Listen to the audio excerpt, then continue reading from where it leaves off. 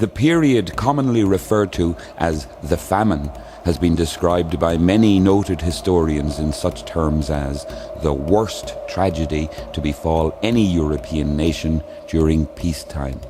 However, the 2006 Collins English Dictionary defines famine as a serious shortage of food which may cause many deaths, and the 2006 edition of the Pocket Oxford Dictionary specifies extreme scarcity of food.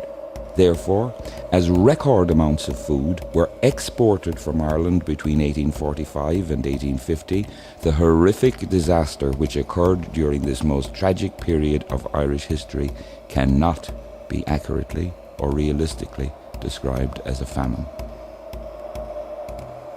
The aftermath of the Napoleonic Wars saw a shift of emphasis from crops to livestock without due consideration for possible effect. Although this provided wool, meat and butter for export, it left the peasant economy based precariously on potatoes, the only crop with a sufficiently high yield per acre containing the necessary vitamins and nutrients essential for the peasant's subsistence diet. The landlords and their middlemen kept rents so artificially high that their tenants could barely keep up payments and were under constant threat of eviction. Such peasants were little more than slaves who worked the land in return for a minimal small holding on which they could grow just about enough potatoes to feed themselves and their usually large families. Typically, they occupied around a quarter of an acre, although a 2-acre holding was regarded as the absolute minimum necessary to support such families.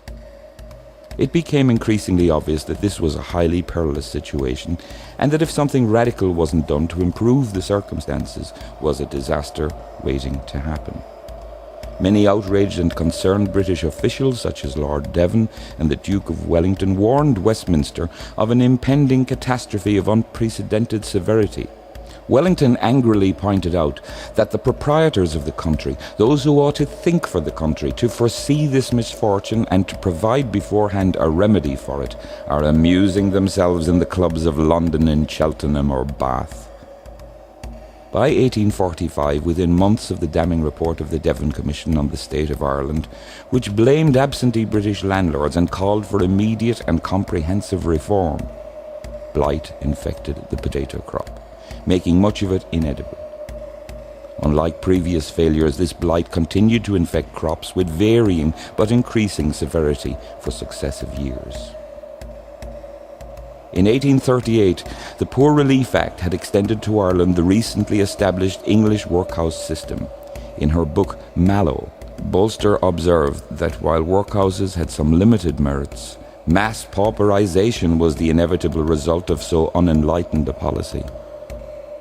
As soon as the act was passed, many of the large landowners began to clear their estates of pauper tenants and tear down their cottages. This meant that while the destitute could qualify for the workhouse, they had nothing to return to once the crisis would pass.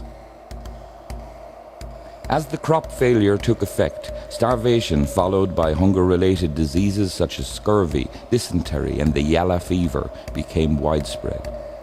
The workhouses and charity soup kitchens soon became the only hope of survival for many of the peasantry. Unfortunately, such charity provision had to be paid for, and as things got worse, the Assistant Secretary for the British Treasury, the infamous Sir Charles Trevelyan, made it increasingly difficult for the starving Irish to qualify for financial assistance because, he declared, this was God's punishment on the lazy, indolent Irish, who would never resort to honest industry if they were provided with free handouts of food at government expense. He further justified his callous indifference by citing policies of laissez-faire, insisting that Ireland must solve its own problems. Regardless of policies such as laissez-faire, if a government claims to rule a country, as Westminster did Ireland, there is an unavoidable moral responsibility for the welfare of the subject people. There can be no doubt that the British government, the richest and most powerful in the world at the time, to their eternal shame, failed utterly in their responsibilities to the Irish. This disgraceful neglect of responsibility was finally officially recognised a century and a half later by British Prime Minister Tony Blair's admission that those who governed in London at the time failed their people through standing by while a crop failure turned into a massive human tragedy. We must not forget such a dreadful event. It is difficult to understand why the starving, destitute people did not revolt during the Great Hunger.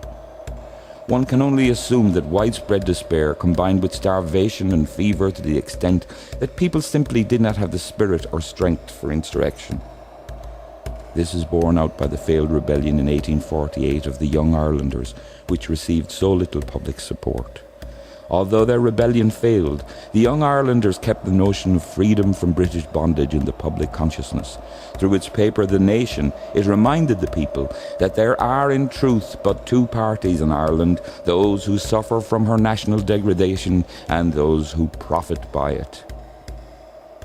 When good weather returned in 1850, the danger of recurrence of starvation and fever finally passed, though the horrific memory would haunt the people of Ireland for generations to come.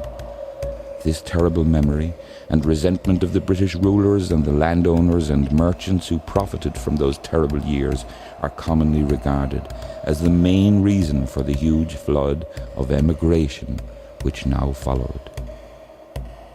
Welcome though Blair's apology may be, it is a little late for the million or so people who died so horribly in the workhouses, in the streets, by the roadside, in the fields and on the hillsides between 1845 and 1849. It is also too late for over 1 million people who fled the horrors of Irish life in that period, and the further 3 million who emigrated during the remaining half of the 19th century.